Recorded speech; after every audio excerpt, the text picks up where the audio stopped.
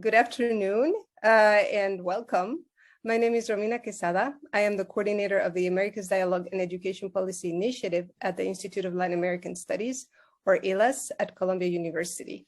And on behalf of the Institute, it is my pleasure to welcome you to the first of a series of book and paper presentations and discussions that we will be having this academic year. The book that will be presented today is La Reforma Imposible, or The Impossible Reform, by its author, former Minister of Education of Peru, Martín Benavides. Thank you for being here today. We will begin with a presentation of the book, followed by a quick discussion and the Q&A session. As the event moves forward, please feel free to type your questions in the chat and we will retrieve them at the end, or wait until the first round of questions and raise your hand. Please note that this event is being recorded again and will be uploaded to ILAS's YouTube and may be shared through its different communications channels. Without further ado, please allow me to introduce you to the discussant of the presentation, Dr. Regina Cortina. Regina Cortina is Professor of Education in the Department of International and Transcultural Studies at Teachers College, Columbia University. From 2018 to 2019, she was president of the Comparative and International Education Society, which is the leading scholarly association devoted to the study of education across societies and regions around the globe. Her presidential address, The Passion for What is Possible in Comparative and International Education, was published in the Comparative Education Review in November 2019. Professor Cortina's teaching and publications are advancing the field by focusing on decolonial theories in comparative education. Two of her most recent articles were published in 2019 and 2020 in Compare, a journal of comparative and international education.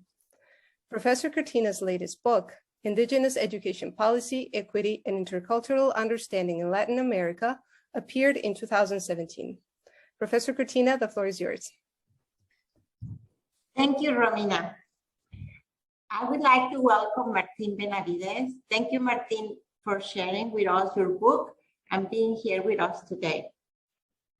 Professor Martín Benavides is in the Department of Social Sciences at the Pontificia Universidad Católica de Peru, as well as principal investigator at the Grupo de Análisis para el Desarrollo, GRADE, in Lima. In March 2018, he became Superintendent of Higher Education en la Superintendencia Nacional de Educación Universitaria until February 2020, when he became Minister of Education of Peru. He left the head of the ministry in November. Professor Benavides was also a fellow at the Center for Advanced Studies in the Behavioral Science at Stanford University, and holds a PhD in sociology at Penn State University. Thank you, Martín. Welcome, and the floor is yours.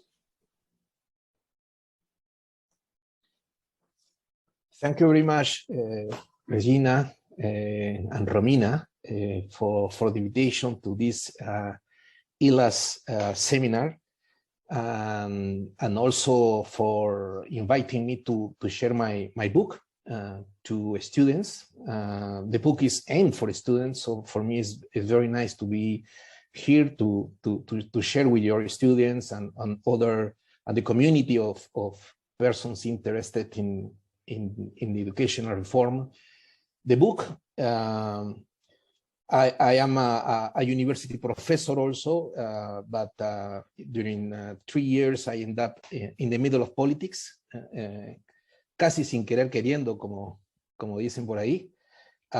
So the book is about that story, and I'm very happy to share with you the main ideas, purposes, and inviting you to read it, which is free for download from the university websites and also from the GRADE website.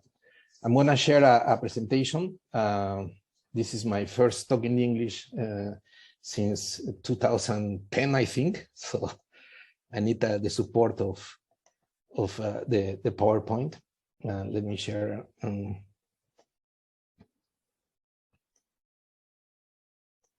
Okay. Well, the first idea I want to try to share with you is why I write a book. No, I finished my duties at the Ministry of Education in November 2020. And I began to write this book in January 2021, 1 month and a half after leaving the ministry. No? And so basically I have four ideas. No? The first one is that I had an academic interest and in recording important events for educational or research purposes. There is a lot of information, anecdotally information, but important for educational and research purposes. No? Also, I had an exit that was very abrupt. No? We had a presidential vacancy, so I had to leave. No? From one moment to the other. In the morning, I was ready to go to the Peruvian highlands to do work there, and then in the afternoon, I was ready to leave the ministry. No? So it was very, very fast how things happened at that time, and we had a very negative climate in that period, and that climate did not allow everything that had been done to be visible. So I wanted to make visible a series of decisions we made during these 3 years in the public sector. Also, I wanted to explain decisions and situation in a transparent and objective manner. Everything here is supported by information, but by laws, by newspapers, by interviews. So everything is information, objective information. And also, I wanted to find a way to close, no, a very intense personal and professional period. No, so I needed to write and be able to close the story and began other new projects in my life. So to write this book helped me to do that. No, it's also honest to say that I'm not completely out of the experience. No, but I'm trying to begin new projects. No? It's important to begin by saying that we had a lot of information from theories, academic books, no, that always talk that Peruvian public policy has been always captured by diverse interests that limit the options for reform. No, in a last book by Eduardo Dargent, in 2021, he says that always actors will find ways to bypass and evade reform. No? That's something he wrote about in this year. No? And also, we had other literature that says that we need several conditions for reforms to move forward. No? Between them, cooperation between political actors. For example, Laura and colleagues says that if participants can cooperate with each other to conclude agreements and maintain them over time, better policy are likely to be developed. And in Peru, during these 3 years, we had 4 presidents, 2 resignations, 1 vacancy. So those conditions clearly did not exist in this context where I had to manage first the superintendencia and then the Ministry of Education. So in addition to that, we also know that education is a sector that always, at least in Latin America, as has been stated by Navarro, quality reforms are usually avoided because they affect interest. And normally with the reforms that have been more developed are those who are what he calls expansive reforms, no? Like training, access, but reforms that oriented to improve the quality of education are usually avoided in the region. So this is, there is a tendency to inertia in the sectors. Things do not change dramatically in educational sector, no? And in this sector especially, governance is more and more complicated, no? Because we have more interest around education. We had business around education, political corporations, family interests, government interests, educational interests themselves. So it's very complicated, the governance of the sector, no? So in this context, what is the main message of the book, and why, if you see the title, la reforma imposible, the aim is not is marked, no? The idea is that reforms that seems to be very difficult to support can be implemented, even in this kind of context. That those who lead those reforms have to be clear about the purpose and advance against all odds in those contexts as the ones I mentioned. And always in this process, obviously there will be cost of different kinds, no? Personal, political, professionals. But at the end, the idea is to preserve the interests of children and adolescents, no? The idea is to guarantee those rights of children and adolescents. So the first reform, no, or need for change in this period was what in Peru we have called the university reform. We need to think about what was happening before beginning that reform. First, we had an absence of regulation in the Peruvian university systems.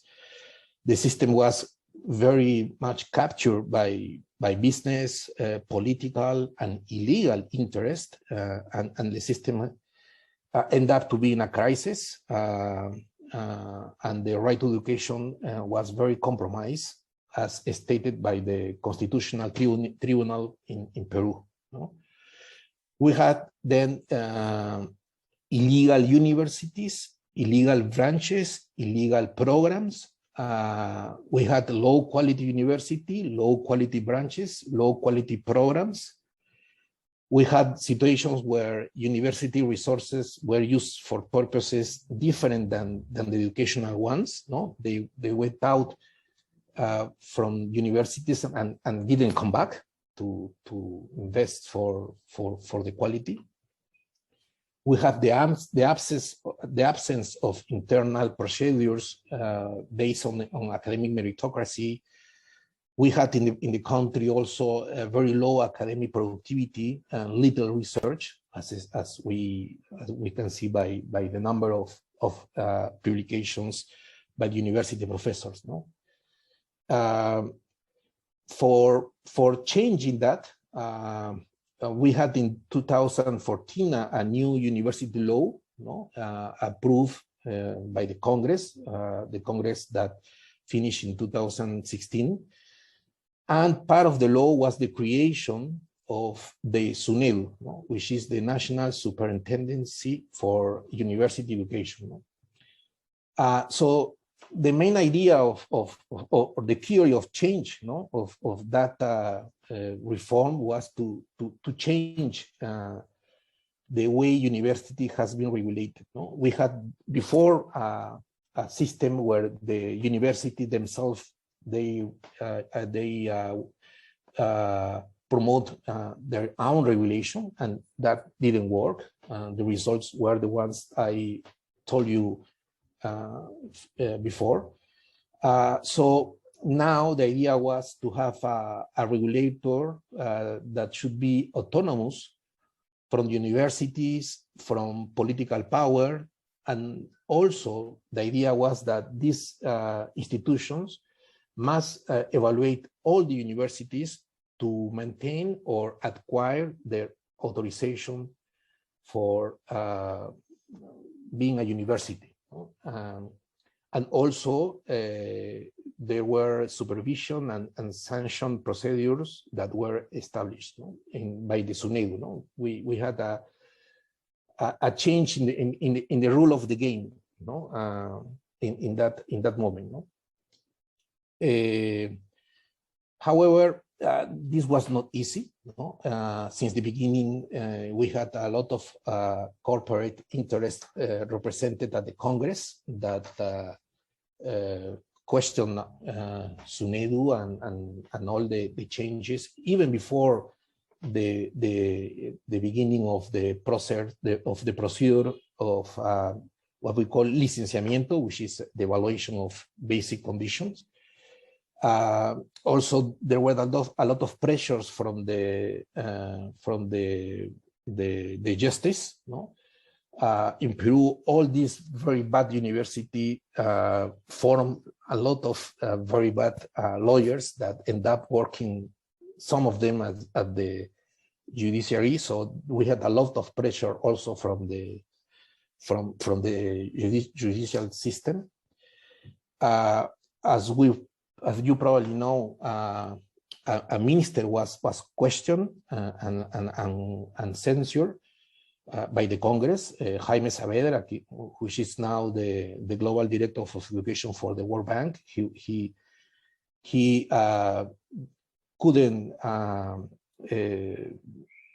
pass the process of questioning, and he left the Minister of Education in 2016 only for supporting the university law. So after that, we had also a lot of investigative commissions in the countries against the SUNEDU, with our reasons to do so. We had what they call the investigative commissions, because supposedly SUNEDU was doing things which were not supported by the law, which was not true. So always the superintendent was called by the Congress, and the congressman was always saying bad things about SUNEDU. And in February 2018, we had a change in the superintendency. The first superintendent finished her period, and the idea was to have another independent superintendent, but the government by that time named a person that didn't have a good academic reputation, with idea, maybe because they had a negotiation with Congress to stop the progress of SUNEDU. This was in February 2018. So this was the time where I assumed the SUNEDU, because the board of director, I was part of the board of director of the SUNEDU after a public process. the board of directors questioned the appointment of that superintendent. So I was the vice president of the board of directors. So I end up assuming the leadership of the institution. And the book has 1 or 2 chapters that call about this, that talk about this process. No? So from that moment, I assume in February 2018, no, at that time I was as I say in the book, I was with other plans. No, I wanted to go to have a fellowship position in France, and that I had a fellowship for that. I wanted to go to the World Cup, the 2018 World Cup of Peru. But so this appointment arrived at that time, and I decided to begin, no, to have my first very serious appointment in the public sector, no, in that moment, no. But since the beginning, since February 2018, I had a lot of threats from the Congress. They even said that my doctorate was fake, no, my doctorate from Penn State. So I was writing to my advisors, asking them for help, no, in that situation, no.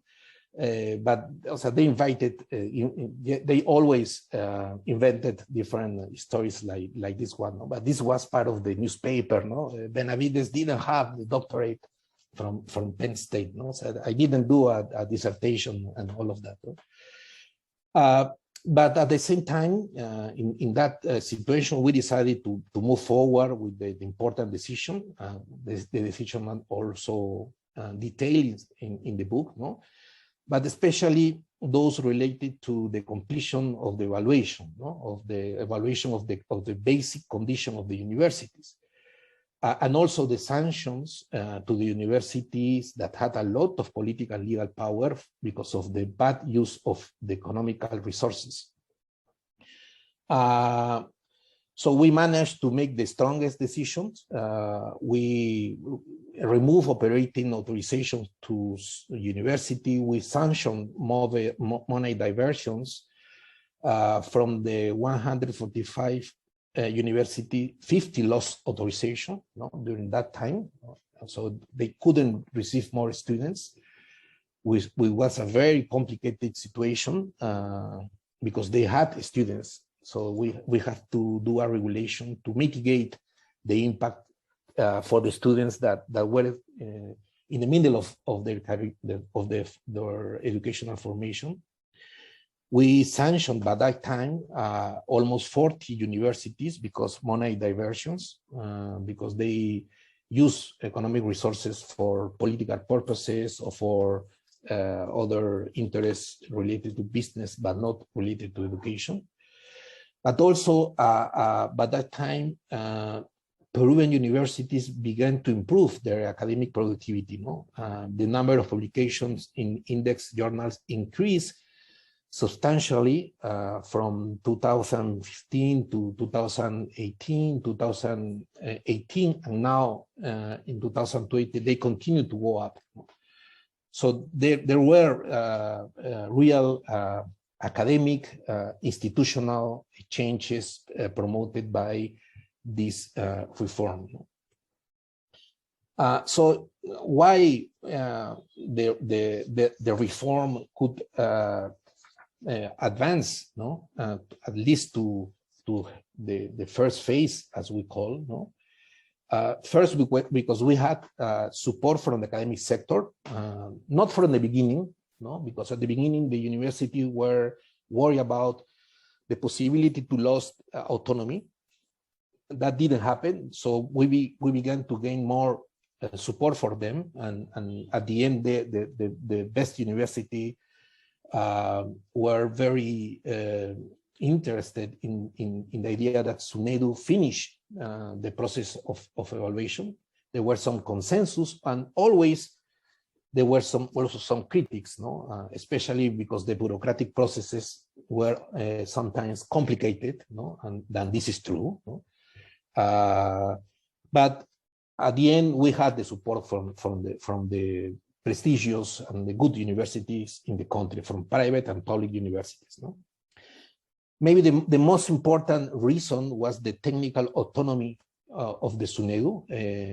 SUNEDU has a board of directors that is elected by a public processes based on academic merits. This autonomy is very important to take the decisions, an autonomy from political power, autonomy even from government. We can think about the pressures that we had always from governments, because there were some social conflicts in the Peruvian regions, because the population wanted the university to be open, or the branch to be open, and SUNEDU said, no, there are not quality conditions. So that process was always difficult, and from the governments, they wanted SUNEDU to state a decision, and say that we will have the result of the evaluation by December 15. But we couldn't do that, because the result depends on the information that we were analyzing. And so there is a lot of examples of this autonomy in the book also. And finally, SUNEDU had, and I think it has always, a public opinion which is very favorable, to an institution that comply with the law. There is a high assessment of compliance with the law by SUNEDU and the technical nature of the decision.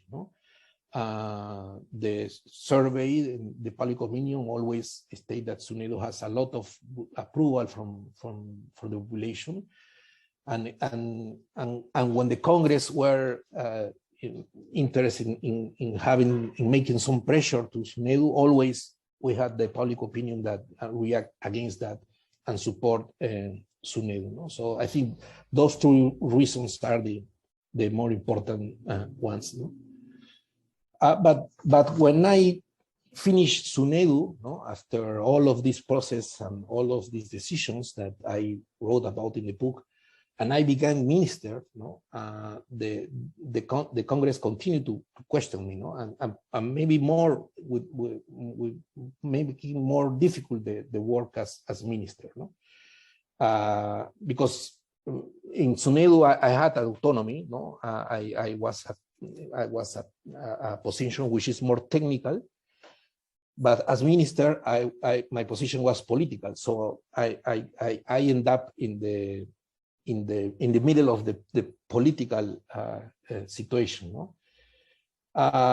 because of the new Congress we had since 2020 also had representatives from those universities, and from the universities that lost authorization. And one situation that happened, which is very well known in the Peruvian press, was when the minister Pedro Cateriano, who was appointed as premier at the end of July 2020, and in Peru the cabinet has to go to the Congress for what we call the vote of confidence, by the Congress. So we were there since 10 a.m. and 5 a.m. of the next day. The Premier Cateriano says, publicly that in order to the Congress give them the vote of confidence,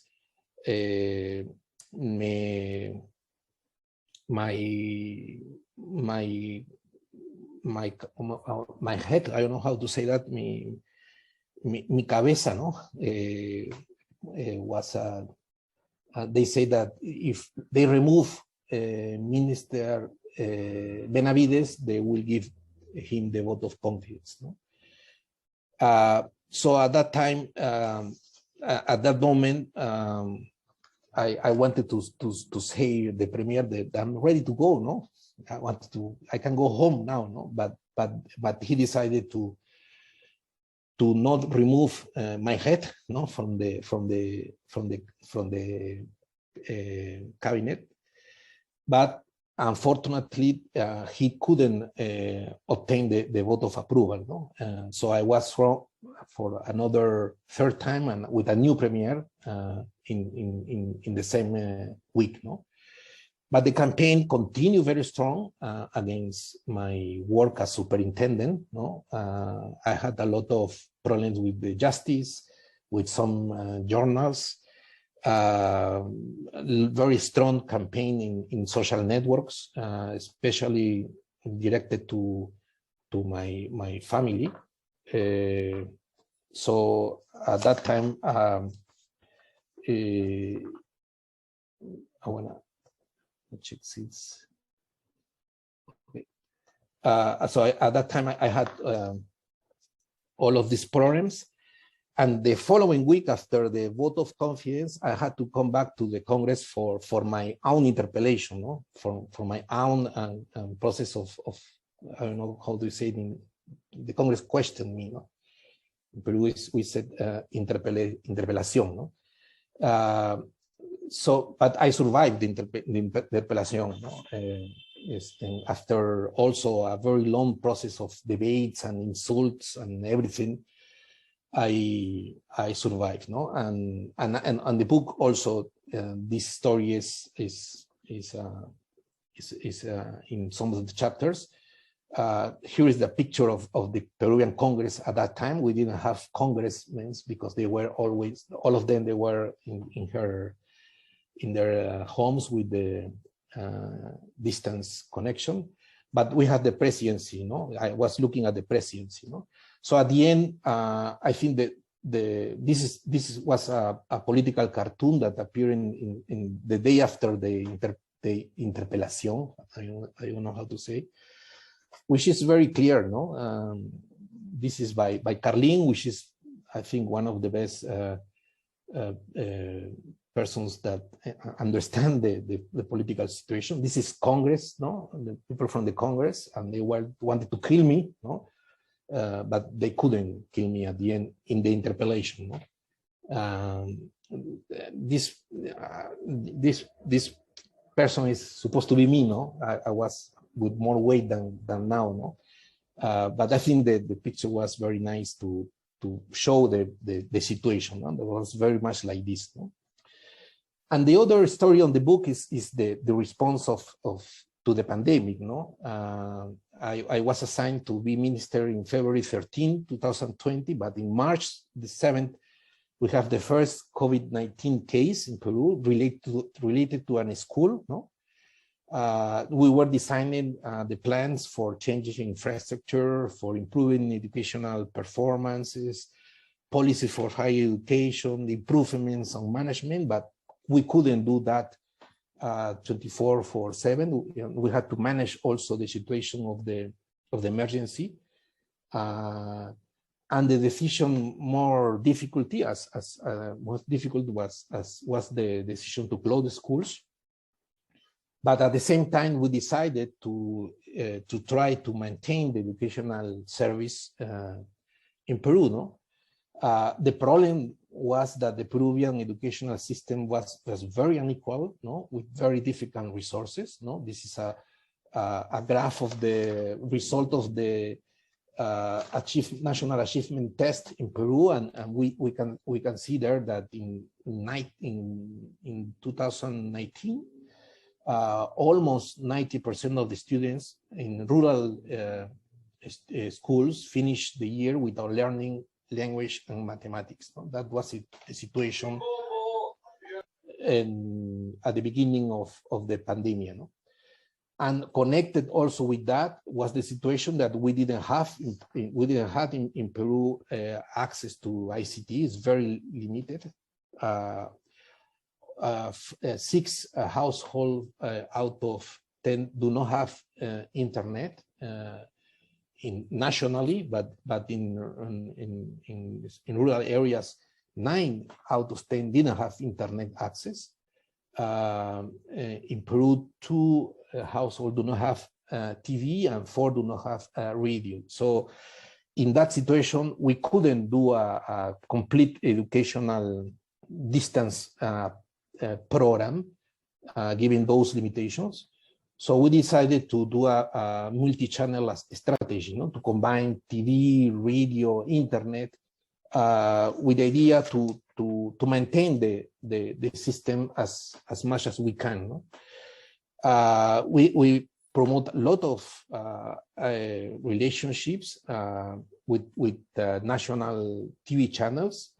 Channel 7, for example, give us 5 hours per day and half an hour Saturdays for me to talk nationally with the students and teachers. We also could compromise private networks. They give us 1 hour per day of free TV after we maintain dialogues with them. So all the system, we move all the system from a system that was face-to-face to a remote system. And we started in April the 6th with the classes using this multi-channel strategy. And this was recognized by Peruvian newspaper. This, for example, is a new from El Comercio, and they were doing a comparison between our construction of virtual schools in 12 days with the China building of a hospital. It was kind of exaggerated, but the idea was that we were able to begin, again, the system with a lot of problems, but we could maintain for most of the students the educational system. And connected with that, also the book talks about other ideas we had. For example, the idea of we make a program of exceptional enrollments for families that couldn't afford the private education. We promote the move from private education to public education in the middle of the pandemic. We have a lot of strategy also for continuing with the higher educational system. And also we try to make a lot of connection with different actors, social movements, social organizations, in order to them to help us to do those 2 things. One is to help us to retain students that were with risk of leaving the schools, and also to prepare the return to education, to face-to-face education, in 2020. So at the end, we were able to maintain for primary and secondary service for almost all the students in the system. And Aprendo en Casa, that was the name of the program, collect some awards. For example, the best public policy program against COVID by independent institution that evaluate public sector. And it continues now to be a regular program in the system, although it needs to be improved, Aprendo en Casa. And also we promote other programs. So the book also talks about all of these situations related to these difficult decisions. For example, one very critical was the process of buying 1 million tablets for students, where we had a lot of problems related to the process of the contract with a private organization. So at the end, the book has 2 or 3 chapters related to all this story, and so I hope you will read it and make your own conclusions, And I wanted to finish by showing this. This is the only picture I have with the students. I don't have other picture than only this one. This is in the highlands, up Jauja in Huancayo, 4,000 and I think 3 meters above the level of the sea. And we were trying to students to come back to schools, no? And this activity was, I think, one of the best, the first activities of come back to face-to-face school. So they come back with their own uniforms. As you can see, this is the Peruvian uniforms. And it's the only picture I have with the students. So I wanted to also to put the picture in the book. No? This book is available for free. Has been is now in the Department of Social Sciences in La Católica, but also is in Grade. You can download and read it. No? So this is what I wanted to share with you, and I hope you will have questions and reactions to my presentation, and thank you very much for the invitation again. Thank you.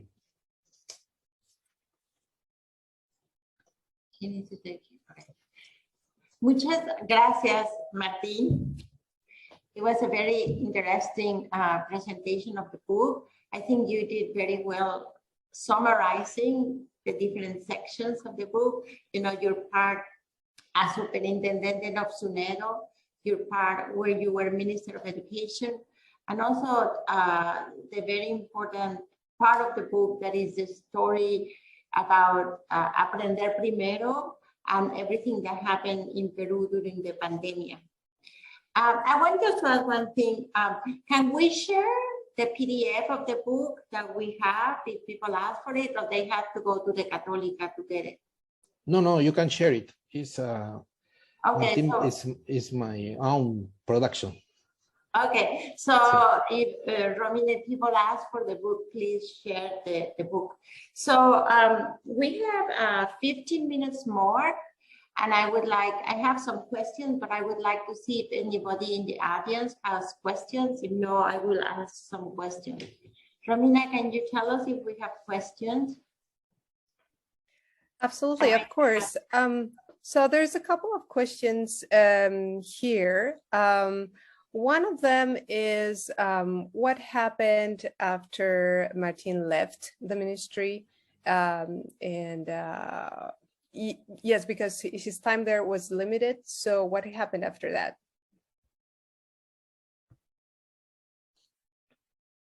What happened with the ministry with me?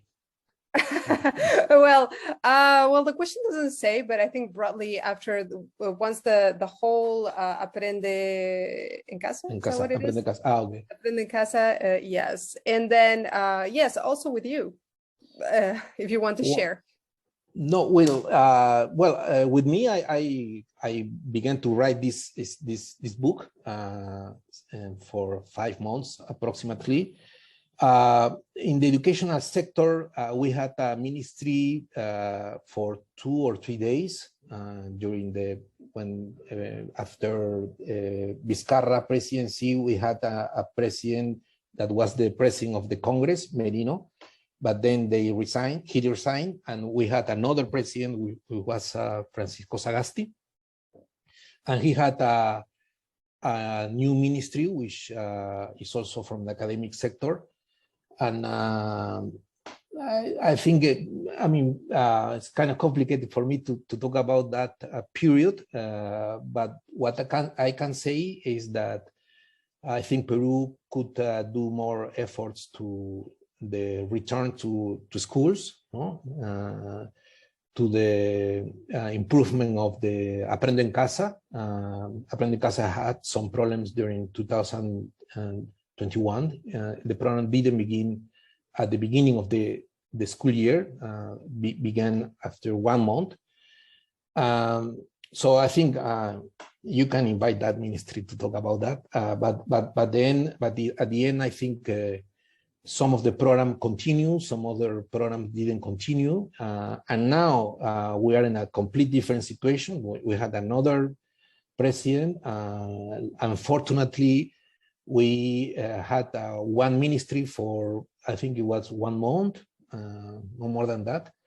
And now we have another ministry that is very, very questioned for different reasons. Between them, He didn't promote with leadership the return to schools. And also he had a problem with some of the evaluation, of teacher evaluation.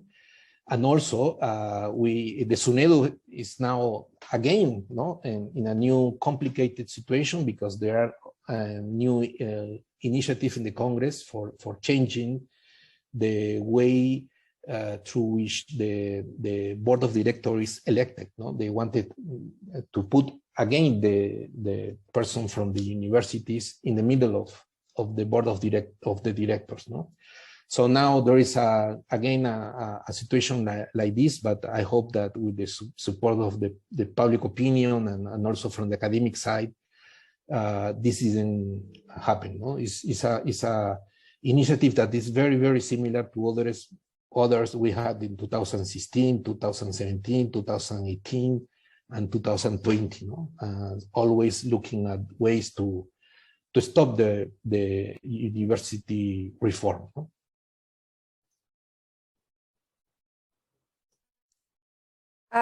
Thank you, Martin. Thank you. Susana, would you like to ask your question? Yes, of course. Do you want me to do it in English or Spanish? Or Martin, what would you prefer? In English. I will try to. Okay, thank you so much. It's really interesting for me. I'm originally from Peru. I'm based in Washington, D.C. now, and I work in the higher education sector.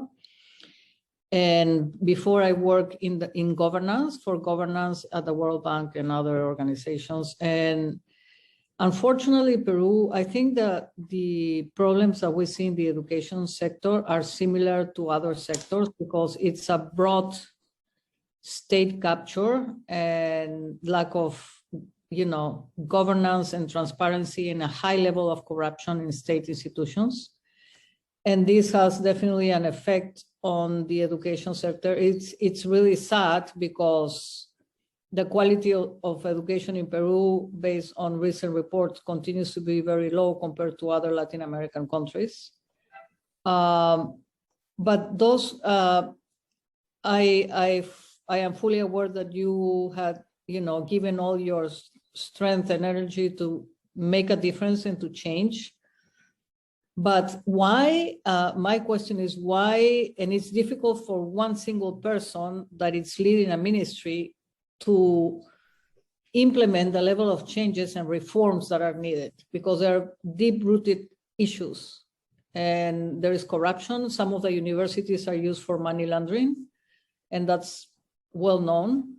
And why there is not, through all these years of political instability, corruption, state capture, why hasn't it been a coalition of reformers that work together, supported by private sector, by the key economic groups, to really, focus on changing or transforming the role of government in Peru? We have seen that happening in other countries, but Peru keeps on. We make we take a step forward and 20 back, and that has been happening for several years now, and that has an impact on the economy. It has an impact of the human capital. If you go outside Lima, I've been to public schools in rural areas in Cusco, in all around the Andes, and it's like shocking to see what's happening, and it's very sad that the government is not present. It's not lack of money.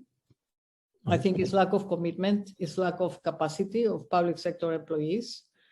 They, design reforms. They don't have the capacity to implement. They, launch. Susanna, I'm sorry to interrupt you. Could you please just ask? Yeah, because we have limited time. Why hasn't been the right people gotten together and really push for serious reforms? Mm-hmm. I have two ideas about your question. One is that, at least in the case of the university reform, we had a coalition of persons from the academy, public opinion, some person from the business sector that promote the idea of changing the system. I think that, I mean, it's an example of what you said, no? That the necessity of making some coalitions that support reforms, no? And this one, I think the SUNEDU work is an example of positive results of this process, no? But it's true also that it's not the SUNEDU's reforms is always in a situation that could be changed, no? Because political actors that are present in the Congress are always in relationships with persons from the bad side of the universities, no, system. So I think in general, we had a problem with the Peruvian political system. No, we had a problem of representation. We are not able to have good coalitions in the Congress as we had for the promotion of this university law, no? In 2014. No? This university law in the period of Jaime Savera was successful in the Congress because we had a political coalition, no, very close, no, but we had that, and after that, unfortunately, we couldn't have more of those coalitions that give support for a second phase of this kind of reform. No? Also, the pandemic put some more difficulties to that because there were a lot of questioning of everything. No? But I think we need more good coalitions as the ones we had for the support of the university reforms, at least in his first phase. Thank you. Thank you very much, Martin. There's one question here that is asking, how do you think academic research can help the way in which politics affects policy making? So more specifically, what are some topics that you would include in a research agenda, academically speaking, on the politics of policymaking in the country? Well, how to build good coalitions, for example, no? Related to the previous question, no? How to promote those coalitions in topics that are very important for the change in Peruvian social reforms, no? As the university one, but I mean, we have the necessity to make more educational reforms to the whole system, no? So how to build those coalitions, for example, is a good research question, no? And also academic can help public sector by doing more evaluation of different programs, making more information for making better decisions. I mean, the Ministry of Education has a lot of improvement on that. There is a very, well, we had, no, I don't know what happened in the last 3 months, no, but we had a very good system of making promoting evidence and doing impact evaluations and things like that. No, this is good for the improvement of policies. There are situations where you don't have evidence, no, as the one we face, for example, with the pandemic. We didn't have the impact of the COVID. We didn't know the impact of the COVID for children. So in that context, we need only to make decision, inviting experts to give their opinion. No? But the last decision is the one that the ministry has to take, no, based on the evidence you have. No.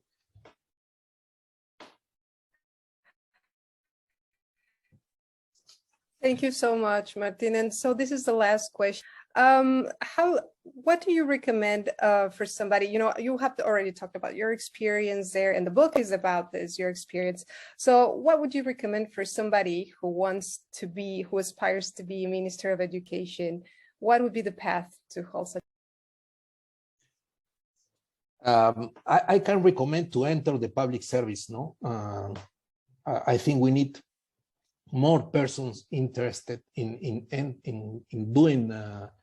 We need more people from the good universities entering the public sectors and helping with the coalitions, with the